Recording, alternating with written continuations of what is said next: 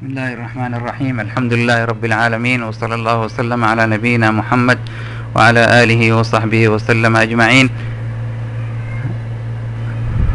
إن شاء الله تعالى meesha waxaan ka bilaabi doonaa kitaabka صحيح الإمام البخاري sharxiisa. marka sharxa intaan guda gelin waxaan rabnaa in aan ku bilowno الإمام البخاري siiradiisa wax ka mid ah. الإمام البخاري sidaan ognahay wuxuu ahaa culamada islaamka kuwa ugu waaweyn ayuu ka mid ahaa, wuxuuna ahaa ilaahay subxaana watacaala dadka uu ka dhigay dadka saalixiinta ah oo culamada cilmigooda ku camal falo. marka sidaa darteed waxaa maaragtay ilaahay inuu noogu naxariisto dikrigiisa oo noogu anfaco maaragtay siiradiisa oo noqono maaragtay cilmigaas ilaahay subxaana watacaala dadkii qaato oo ku camal falo. siirada alimaam albukhaari ayaan ku bilaabeynaa. alimaam albukhaari waxaa la yidhaahdaa abu cabdillaah moxamed bin ismaaciil bin ibraahim bin almugiira aljucfi. alimaam albukhaari awowgiisa labaad oo ah almugiira wuxuu ahaa nin majuusi ayuu ahaa. wuxuu ku islaamay gacanta alyamaan aljucfi, ninkii madaxda ka ahaa magaalada bukhaara.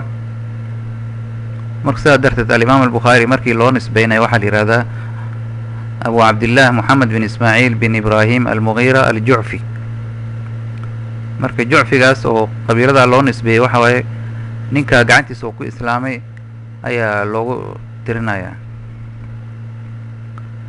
alimaam albukhaari wuxuu dhashay bisha shawaal salaada jumcaha kadib sanadka markuu ahaa 194 magaalada bukhaara ayuu ku dhashay. alimaam albukhaari wuxuu ka dhashay labo aabe oo ilaahay subxaana watacaala oo karaameeyey oo saalixiin uu ka dhigay. aabihiis wuxuu ahaa dadka culamada ah oo wariciinta ah oo xalaasha mirta. waa nin wuxuu ahaa ilaahay subxaana watacaala ku ilhaamiyey inuu cilmiga xadiiska u raacdo.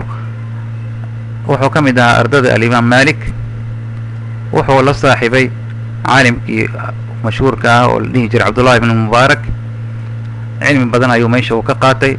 wuxuuna ahaa ilaahay u naxariistay maaragtay nin beec mushtari ah.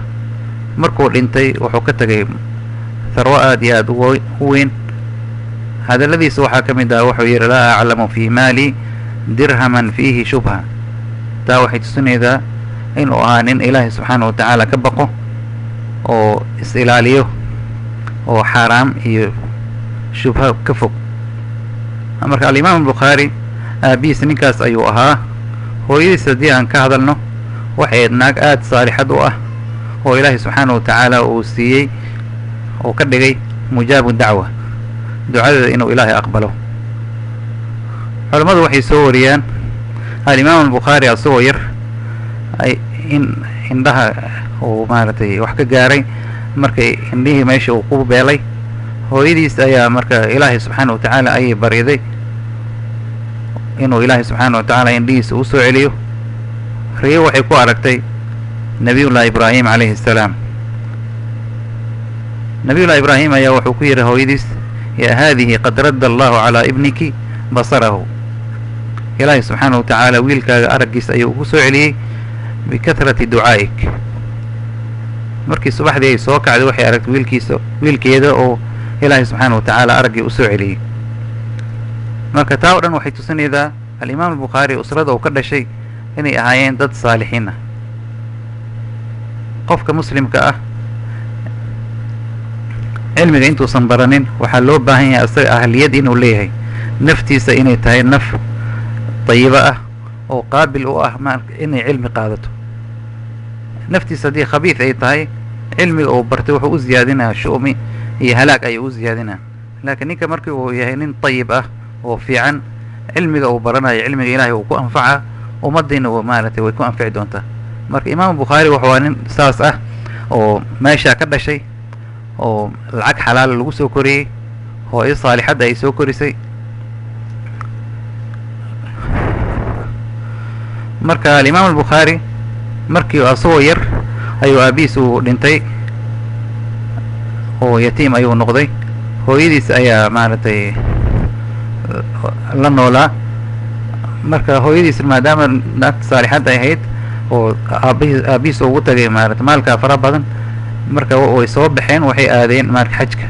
marka xajka intaysan soo aadin alimaam albukhaari ilaahi subxaana wa tacaala wuxuu ku ilhaamiyey in uu wax barto. dadka salafka sidaan naqaano oo caadada muslimiinta o dhan hadda ay ku socoto, qofka cunuga markuu dhasho xoogaa markuu soo fiicnaado in la geeyo maktab oo qur-aanka uu ka barto. marka alimaam albukhaari maktabka isagoo joogo qur-aanka baranayo ayuu ilaahi subxaana wa tacaala wuxuu ku ilhaamiyey xadiidkana in uu xifdiyo. marka isagoo da-diis 10 iyo xoogaa jirtaba wuxuu bilaabay in uu axaadiid badan uu xifdiyo oo ilaahi subxaana wa tacaala daakiro fiican ayuu siiyey. sidaan u arki doono mithaalo badan aan keeni doono oo tusin doonto ninka imaam bukhaari inuusan ahayn nin caadi ah, oo ilaahi subxaana wa tacaala uu siiyey mawhibad aad iyo aad u weyn oo xagga xifdiga ah. sheekadan ayaa maarata aan ku bilaabanayna. ninka moxamed bin abi xaatim oo ardayda imaam bukhaari ka mid ahaa ayaa weydiiyey, wuxuu yidhi ya maarata kayfa kaana badu amrik, arrinkaaga sidee ku bilowday waxbarashadii iyo waxyaabaha xaaladaada iga sheekaya horaantaada siday ahayd. alimaam albukhaari wuxuu yidhi ulhimtu xifda alxadiid, xadiidka xifdintiisa ayaa ilaahi subxaana wa tacaala igu ilhaamiyey wa ana fi lkutaab, anigoo maktabkaa joogo oo maaragtay qur-aankii xifdinayo ayuu ilaahi subxana wa tacala. marka ninkii ardaygiisa ayaa weydiiyey wuxuu yidhi kam kaana sinuk, qaala 10 siniin aw aqal. markii qur-aanka uu bartay oo imaam bukhaari uu xifdiyey wuxuu aaday dadkii culamadii magaaladiisa markaa joogay mid ka mid ah oo la dhihi jiray addaakhili. ninkaa sheekha ah waa nin sheekh ayuu ahaa oo dadkii axaadiista u sheego. faqaala yawman fima kana yaqra' linnaas, sanadka asagoo sheegayo maaragtay xadiidka intaan la sheegin qofku waa inuu sheegaa sanadka xadiidka uu ku wariyey. ninkii sheekhayo wuxuu yidhi sufyaan can abi zubayr can ibrahim. sanad oo qalad ku jiro ayuu sheegay. alimaam albukhaari ayaa wuxuu yidhi faqultu lahu ina aba zubayr lam yarwi can ibrahim. adiga sanadka waxaad tiri sufyaan wuxuu ka qaatay can abi zubayr wuxuu ka wariyey ibrahim. marka wuxuu yidhi abi zubayrka meesha a soo gelisay ma ahan, waa qaldan yahay. fantaharanii ayuu yidhi maadaama imaam bukhaari da-diis ay yareed. ninka isaga sheekha wuxuu yidhi maaratay wuu hertiyey, wuxuu yidhi maarata waa qaldan tahay. faqultu lahu irjic ila alasl, u laabo, hadda xifdi ayaa wax ku yeeranaysaa, kitaabkaaga u noqo, fiiri waxa ku qoran meesha. alimaam bukhaari wuxuu yidhi fadakhala, sheekhii wuu galay gurigiisa ayuu ku laabtay, fanadara fiih uma kharaja faqaala lii kayfa huwa ya gulaam. wuxuu rabaa inuu imtixaano imaam bukhaari, wiilihu sida saxda maxay tahay al yiri. faqultu waxaan dhahay yidhi huwa azubayr bin cadiy, abu zubayr ma ahan, waa azubayr. zubayrkan waa azubayr bin cadiy can ibrahim. marka sanadka saxda waxa waaye sufyaan can azubayr bin cadiy can ibrahim. فأخذ القلم مني وأحكم كتابه، kitaabkiisa ayuu saxday. وقال صدقت. فقيل لبخاري ابن كم كنت حين رددت عليه، markaa u saxday meeqa ad jirtay؟ qaala ibnu 11 سنة. الإمام بخاري wuxuu yidhi فلما tacintu markaan guda galay في 16 سنة 16 سنة markaan guda galay waxaan xifdiyey kutubta alimaam ibn mubaarak iyo alimaam wakiic iyo culamadii markaa jirtay kutubtooda dhan ayaan xifdiyey. وcaraftu kalaama haaulaa ahlulfiqiga oo maarata madhabka xanafiyadana kalaamkooda iyo waxoodan waa bartay. ثuma kharajtu maca umii wa akhii axmed ilaa maka, xajka inay aadeen. marka taa waxay tusinaydaa alimaam albukhaari in uu ahaa nin ilaahay subxaana wa tacaala yani mawhibada uu siiyey. marka sidii ayuu imaam bukhaari uu ku bilaabay cilmigii, ayuu markuu aaday culamaau maka ayuu ka qaatay. kadib haddana wuxuu aaday caalam alislaami, meelo badan ayuu marmaray sida aan sheegi doona.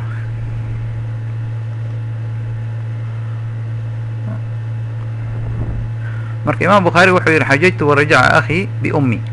markii xajka uu dhammaaday walaalkiisa ayaa la socday, hooyadii ayuu celiyey, magaaladii ayuu ku celiyey. laakiin aniga takhallaftu fi طalab alxadiid, falamaa tacintu markii aan guda galay fi 18 sana 18 sano markaan guda galay waxaan bilaabay inaan kitaab alifo oo macluumaadkiisa xifdigiisii ayaa batay marka inuu wixii uu xifdiyey inuu nidaamiyo oo isku xirxiro fi qadaaya asaxaaba wataabiciin wa aqaawilihim waxaas oo dhan inuu isku nidaamiyo oo kitaabo oo maaragtay masaa'il walba siday isku leedahay inuu iskugu xirxiro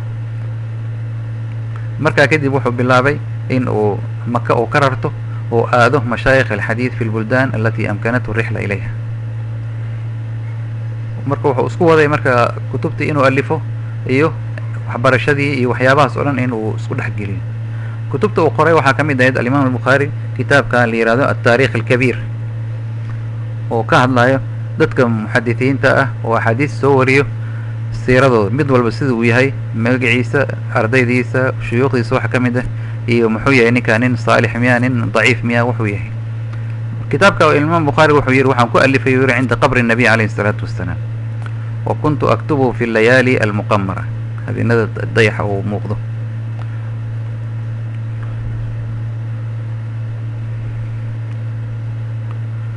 haddii aan usoo noqon imaam bukhaari hadda waxaan gudagelaynaa nolosha imaam bukhaari laba qeyb inaan u qeybino qeyb ilaahay subxana watacala ninkaa waxa uu siiyey oo mawhibo ah sida xifdigiisa iyo dakaagiisa iyo waxyaabaha iyo qeyb ilaahay subxaana watacala ninkan uu ku manaystay oo ah qeybta cilmiga uu ku camal falay iyo salaaxiisa iyo wax tusinayo marka annaga qeybta labada qeyb oo maarata qeybta hore oo xifdintiisa iyo dakaagiisa iyo waxyaabahaas o dhan waxaan ka faa'iidsanayna waxay tahay inay tashjiic noo noqoto oo annaga aan ogaano qiimaha alimaam albukhaari waxa uu yahay tan kale qeybta labaad inaan kaga daysano afcaashiisa iyo acmaashiisa haddii aan usoo noqono imaam bukhaari xifdigiisa iyo dakaagiisa sheekooyin badan ayaa maarata laga soo wariyaa alimaam bukhaari waxaa ka mid ah waxaa laga soo wariyey isagoo yar oo ardaydii la socdo oo maaragtay dadkii wax isla baranayeen oo inay mashaayikhda magaalada basra markuu tagay maka markuu ka tagay kadib basra markuu aaday in ay maaragtay bilaabeen inay axaadiista culamada ay kasoo maqmaqlaan marka imaam bukhaari marka wuxuu ah maadaama ilaahay subxana watacala daakiro aada u weyn uu siiyey wax ma qori jirin dadkii la socday ayaa marka kula dagaalay waxay yidhahdeen adiga marka waktigaa iska luminayda waan raaraacaysaa meelaan tegayna annaga waxaa soo qorqoranaynaa adiga waxba ma qoranaysa maxaa dhacay 15 maalmood markii uu saas ahaa wuxuu yidhi alimaam albukhaari waxa aad soo qorteen muddadaas oo dhan ii sheega ma wixii soo aruuriyeen axaadiista waxay gaartay 15,000 oo xadiid ayay soo aruuriyeen 16 maalmood ama 15 maalmood wuxuu yidhi bal kutubtiina qabsada ii dhegaysta aniga marka 15,000 oo xadiid ayuu kor ka yeeriyey ilaa markay arkeen ninka inuusan nin caadi ahayn marka waxay bilaabeen waxay soo qorqoreen in ay ka saxdaan maarata xifdigiisa inuu marjic u noqdo oo wax allo nin walba inuu la yimaado uu yidhahdo bal ii sax aniga waxaan soo qoray mashaayikhda qaarkood maaragtay markii waxay ahaayeen dad ardayda imtixaano marmarka qaarkiis alimaam alfiryaabi oo ah culamada waaweyn oo alimaam bukhaari oo ardayda wax ka bartay oo ka mid ah mar ayaa isagoo sheikha meel fadhiyo ardayda ayuu rabo inuu imtixaano wuxuu yidhi xadathana sufyaan can abi caruba can abi curwa can abi alkhataab can abi xamza sanad ayuu rabaa inuu sheego sanadkii marka magacyadii ayuu wuxuu ku bedelay kunyadii wuxuu yidhi xadathana sufyaan can abi curwa can abi alkhataab can abi xamza dadkii meesha joogay qof garto ayaa la waayay abi curwa yuu yahay abi alkhataab yuu yahay abi xamza yuu yahay falam yacrif axadu fi lmajlis man fawqa sufyaan faqultu lahum alimaam albukhaari wuxuu yidhi faqultu lahum waxaan idhi abu curwaha meeshaan ku jiro waxa waaye macmar bin rashid abu alkhataabna waa qataada abu xamzana waa anas bin malik wa kana sufyaan oo ah sufyaan athawri facuulan lidalik taa waxay tusinaydaa alimaam albukhaari isagoo yar in uu maaragtay markaa waxay yidhahdeen weli gar uma soo bixin waa nin wuxuu ahaa maarata da-diisa aada u yar markuu saas u gartay maarata arrimaha iyada ah imaam albukhaari shuyuukh badan ayuu wax ka maqlay ilaa ay gaarayn 1,000 iyo wax ka badan xifdiga alimaam albukhaari culammadu waxay yidhahdaan xifdigiisa wuxuu ahaa nin aada u cajib badan waxaa ka mid ah alimaam ibn kathiir wuxuu yidhi waqad dakaruu anahu kana yanduru fi lkitaabi maratan waaxida fayaxfaduhu min nadratin waaxida الإمام البخاري كتابك مركو فيريو صفحة مركو فيريو استلمركي واحد كتابك قرن أيو حفظين جرم من عسير مركو صاو فيريو قلبي جيس أيو كشاب ذا اسم جري هذا أصلا نقلنا معنا تي أريمها سودان وقصوين بدن أيها سوريا أو تصينيدو الإمام البخاري حفظ جيس إنه وها حفظ آد وين علماء وحي الشيغان واسكو راعين الإمام البخاري مر إنه مقالة بغداد إنه يمد علماء بغداد جوكتي أيها وحي يرادين إن كان بخاري وصاص له أمانة وإن امتحاننا مرك امتحان كان سير له امتحان درتد وحي يرادين مركو يماده أحاديث أيها بندقينا طبعا قفوض أيها لسكت دورتي طبعا كي قفوض نيوال بوحال لو ديبه طبعا حديث طبعا كي حديثة waxaa laga dhigay sanadka xadiidka uu leeyahay in la siiyo xadiidka ninka kala wato tobanka xadiis ninkan uu wato sanadkooda oo saxda ah waxa lagu dhajiyay matniga ninka kala uu wato oo qalad ah sidii ayaa la isku qasay xadiistii sanadkooda iyo matnigoodii oo dhan ayaa saas la isku qasay waa 100 xadiis oo saas ku qasan marka Bukhari markii oo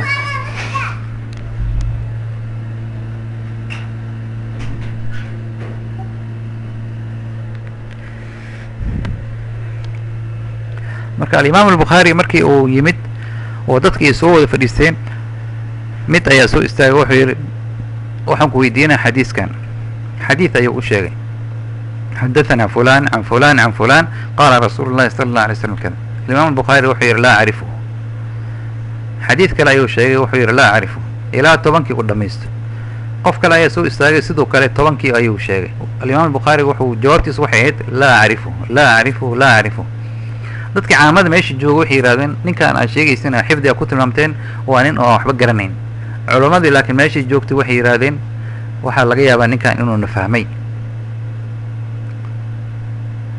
markii ay dhameysteen waxooda oo dhan oo Bukhari uu leeyahay la aarifu la aarifu la aarifu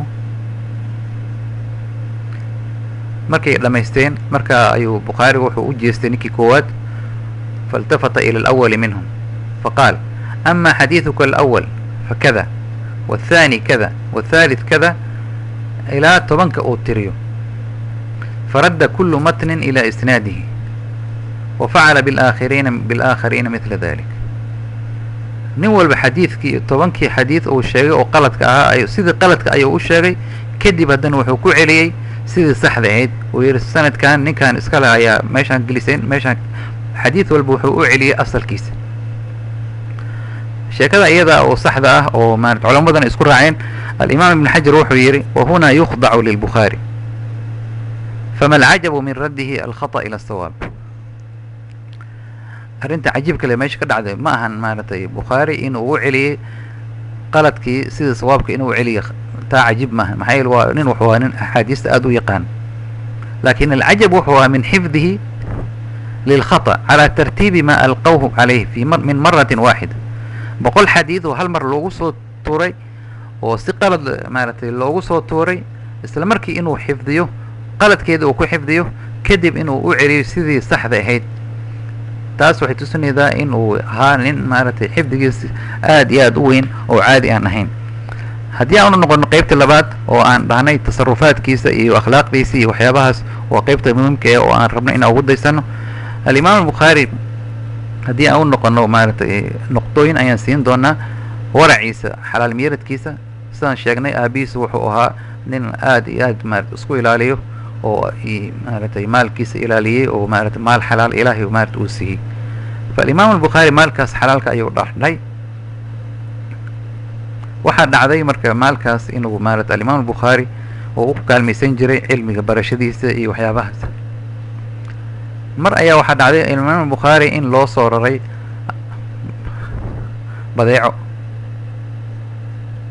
oo loo keenay oo maartay magaalo kale looga soo raray si uu maartay loo gado badeecadaas oo maalka ka soo baxay inuu maartay ku anfaco tujaar ayaa u timid al-Imam al-Bukhari habeenkii waxay yiraahdeen alaabta anaga ka gadanayno waxa ku saareynaa 5,000 oo dirham faa'iido ahaan marka imaam bukhaari wuxuu yihi insarifuu alleyla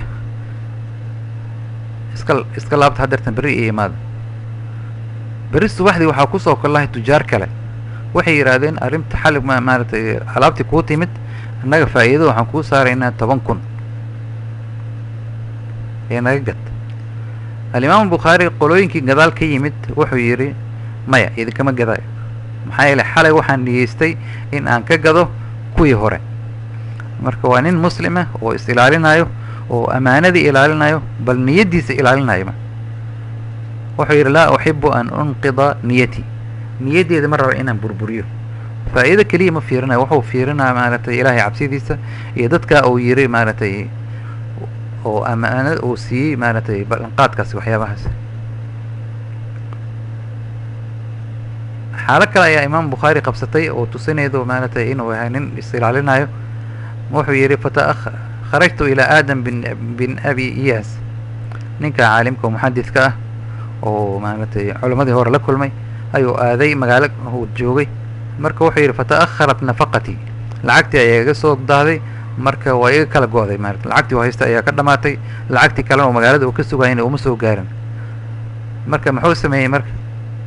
ma dad ayuu baryay, ma wax kale ayuu sameeyey? maya, waa nin asturan ayuu ahaa. wuxuu yidhi xataa jacaltu atanaawala xashiisha alard, inuu xashiish alard inuu cuno oo coos inuu cuno oo maaragtay uu isku ilaaliyo oo maaragtay gacantiisa qof uusan u taagin oo maaragtay ilaahay maaragtay dartiis inuu u sabro. maalintii saddexaad oo 3 maalmood asagoo saas ku nool ayaa qof u yimid uusan garanayn oo ilaahay agtiisa subxaana wa tacaala maaragtay wuxuu yidhi ninkaas ayaa maaragtay wuxuu u dhiibay lacag oo danaaniira. tasarufaadka imaam bukhaari waxaa ka mid ahaa oo nin mutawaadic ayuu ahaa oo maaragtay kibir aan lahayn. asagoo gurigiisa joogo oo kutubtiisa u fidsan tahay ayaa waxaa u timid gabar oo u shaqaynaysa. waxay damacday inay maaragtay meesha ay marto, waxay ku kuftay maaragtay maxbaradii oo bayna yaday hortiisa taallay. markaas uu imaam bukhaari wuxuu yidhi kayfa tamshiina, ma si fiican u socotid oo kutubta maaragtay kor dhacday waxyaabahaas. qaalat ida lam yakun طariiqun kayfa amshi, jidka o dhan haddaa xirtay adiga intee maraa. imaam bukhaari marka wuu isceliyey, wuxuu yidhi idhabii faqad actaqtuk, waan ku xoreeyey. faqiila lahu ya aba cabdillah aqdabadka maka caraysiisay? qaala qad ardaytu nafsii bima facaltu. wuu maaragtay inuu is ammaano ayuu diiday. wuxuu yidhi anigu waxaan sameeyey xalkii ahaa, nafteeda ayaan raalli geliyey, iyadan kuma xadgudbin.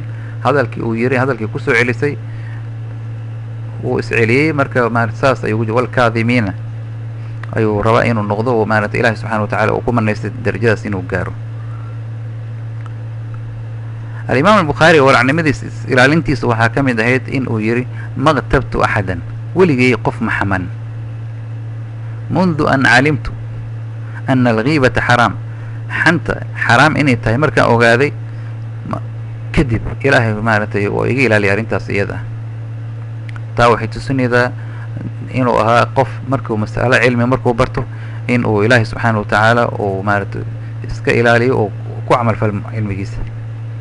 taa culamada waxay yidhahdeen wuxuu maaragtay si fiican waxay ugu soo baxday hadalkiisa markii uu ka hadlayo culammada, yacni dadka ruwaadda axaadiis soo wariso. maxaa yeele dad waxaa ku jiro oo ducafo ah, dad waxaa ku jiro kadaabiin ah, dad waxaa ku jiro hiqaad ah. marka waa in xaaladooda dadkaas caddaysaa. waracnimadiisii alla kacabsigiisa waxay gaartay inuu maaragtay hadalladiisa inay noqdaan wax miisaaman oo dadkaan ku xadgudbin. fainahu man ta'amala dalika calima waricahu fi lkalaam binnaas, dadka markuu ka hadlayo wa insaafahu fi man yudacifahu. wuxuu yidhahdaa fulan munkaru lxadiid, fulan sakatuu canhu fiihi nadar, laakiin ma yidhaahdo fulan waa kadaab ama waa wadaac ama waa maaragtay hadal kulkulul kuma yidhaahdo. wuxuu tusinaa bas in ninkan xadiiska aan laga qaadan karin cibaaro aada u maaragtay culamada ay yaqaanaan ayuu ku tilmaama. bas hadalkiisa ayuu wuxuu ka ilaalinaa fuxsh alkalaam.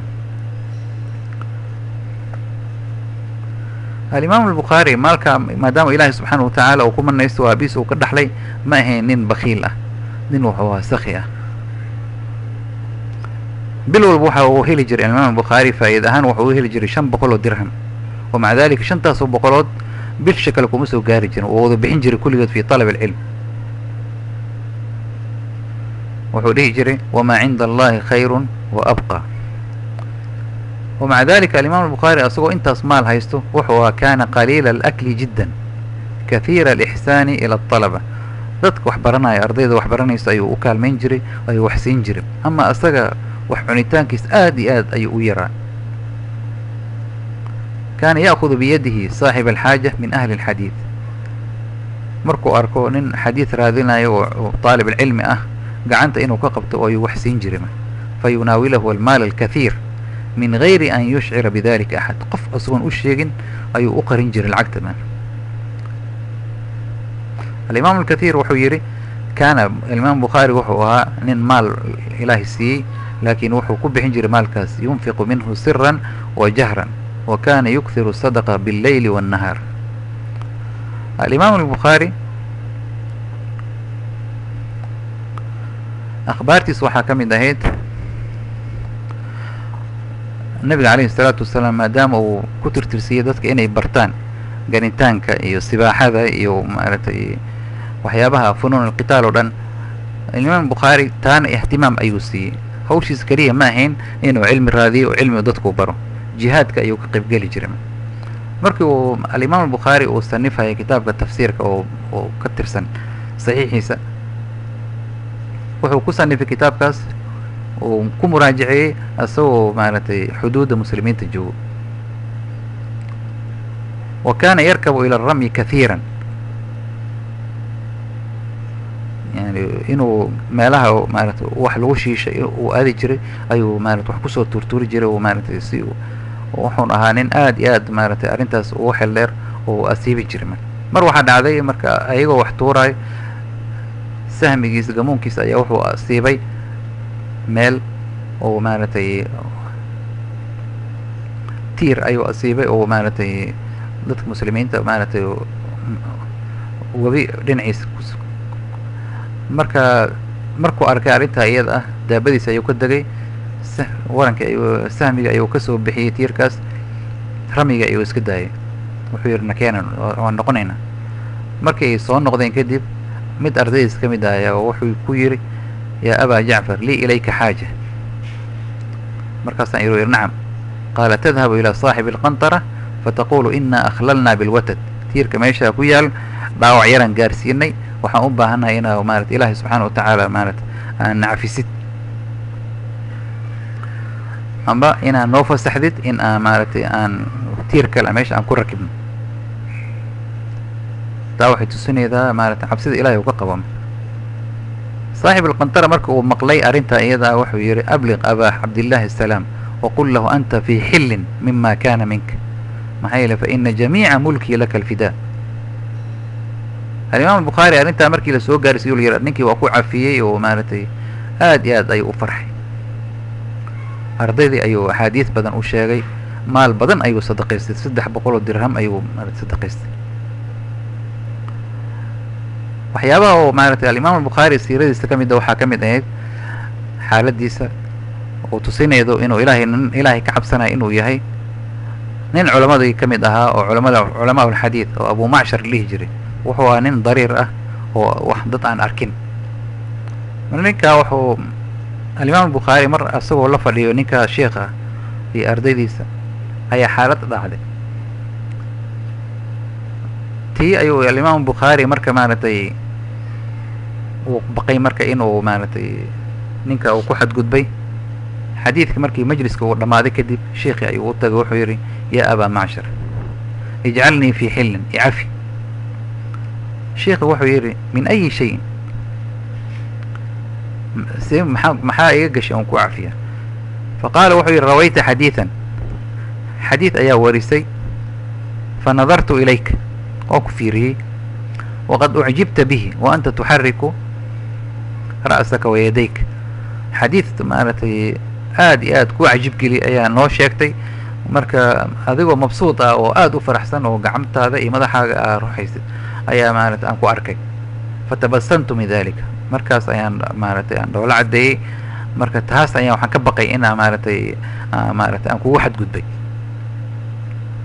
bal fiiri maaragtay imaam albukhaari maaragtay tasarufka uu sameeyey, tabasumka uu sameeyey ninka maaragtay faraxiisa iyo maaragtay maadaama xadiis uu sheegay, xadiiskan bukhaari uu yaqaano oo marka uu yidhi wax laga farxa maahan saas kale wamaca dalika tii ayuu asagoo waxba hadlin tabasumka keliya maaragtay ayuu wuxuu leeyahy ya abaa macshar ijcalnii fi xillin icafi. sheikhiya wuxuu yidhi anta fi xillin yarxamuka allah ya aba cabdillah.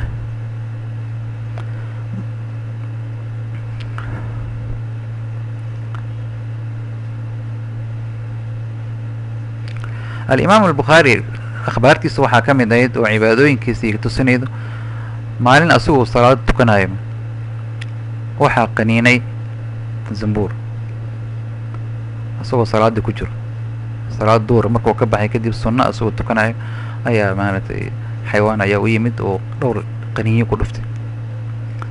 salaada markii uu salaadiis u dhamaystay, salaada markuu dhamaystay kadib uu yihi unduruu ilaa ayi shayin hada aladi aadaanii fi salaati, waxaya qaniini bal fiiriyaho maaragtay salligii ayay kor u qaadeen, waxay arkeen maaragtay alimaam albukhaari maaragtay in uu barbararay. markaasaa la weydiiyaa sheekh markii qaniyada koowaad maxaa maarata salaada ugu bixi weysay, markaasuu yihi kuntu fi aayatin fa axbabtu an utimaha, salaada ma jarin wuu dhamaystay salaadiisa.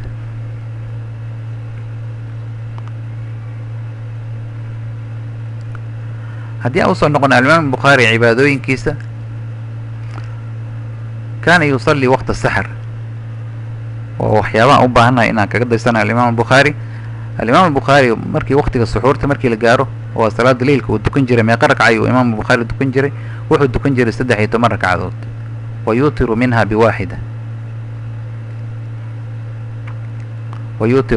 biwaaxida, alimaam albukhaari salaadiisa maaragtay ramadaanka, cibaadadiisa ramadaanka haddii aan usoo guda galno, wuxuu ahaa maalin walbo ramadaan yakhtimu fi ramadaan fi nahaari kula yawmin khatma, hal jeer ayuu qur-aanka dhamayn jiray. maalintii qur-aanka ayuu dhameeyaa, habeenkii markii la gaarana salaada taraawiixda inuu u istaago ayuu salaad qur-aanka ayuu akrin jiray. markii salaada uu dhamaystay kadib qur-aan ayuu wadi jiray. 3 habeenba mar ayuu qur-aanka u khatimi jiray. marka cibaadadiisa ramadaanka waxay ahayd maalin walba inuu qur-aanka khatimo, habeenadiina 3 habeenba maaragtay inuu qur-aanka u khatimo. ardayda ayuu iskugu yeeri jiray, ida kana fi awal laylati min shahri ramadaan yجtamicu ilayhi asxaabuh fayusalli bihim wayaqra'u fi kuli rakcatin 20 aaya, ragco walba 20 aayadood ayuu ku tujin jiray. markuu salaada taraawiixda ay dhammaato kadib waqtiga suxuurta ayuu dan istaagi jiray oo uu dukan jiray salaatuleil kale oo qur-aanku ku akrinayo, fayakhtimu cinda asaxr fi kuli 3 layaal. alimaam albukhaari ilaahay 3 sifo ayuu siiyey ayay yidhahdeen culamada. kaana moxamed bnu ismaaciil maqsuusa b3 khisaal. kaana qaliila alkalaam.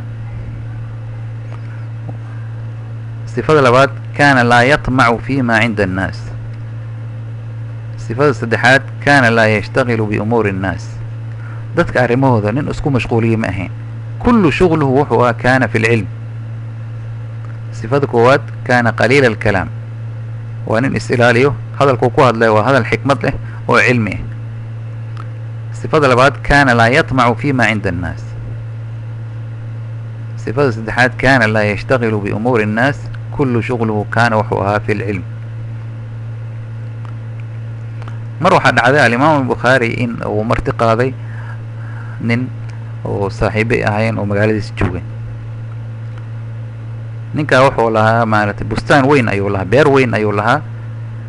marka beertii ayuu si fiican u nidaamiyey oo maaragtay webi ayuu maashi lahaa, waxyaabo u ahaa. marka dadkii ayuu u yeeray, marka bukhaari ayuu kusoo jeestay, wuxuu yihi maaragtay ya aba cabdillahi kayfa taraa, beerteeda ka waran. alimaam bukhaari wuxuu yihi hadihi alxayaatu addunya, waxa sheegaysa waa xayaatu dunya, wax qiimo leh maaha.